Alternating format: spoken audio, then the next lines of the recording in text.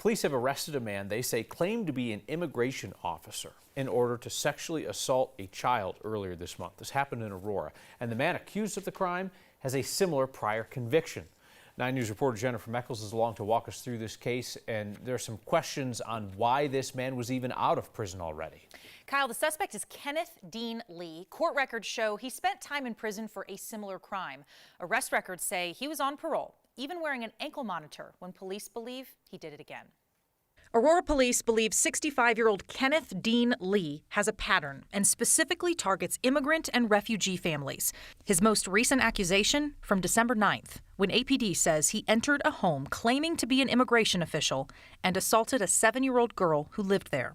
Arrest records show security cameras captured a man leaving the area matching the suspect's description.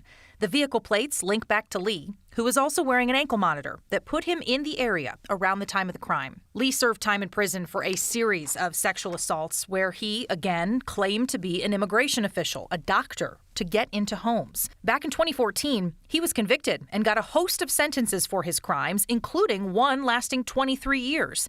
It's unclear how the judge arranged those sentences. So how is he out of prison already? We have asked the Department of Corrections to clarify, but did not get that information Tuesday.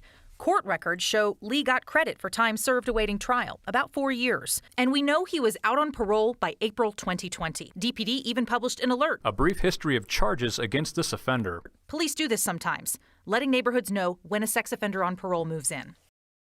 With time served pre-trial and after, Lee was in custody for about 10 years. Still, not even half of that 23-year sentence. He was also charged for a series of sex assaults in the 90s. The victims in those crimes were Vietnamese women and girls. Tonight, the DA's office tells us the attorney who prosecuted this case was notified when Lee was paroled last year. There's a new DA in office now. That DA, John Kellner, says he is incredibly frustrated. He wants answers from the DOC, the parole board, the sex offender management board about how this man was released early and, quote, apparently without adequate monitoring. Kyle.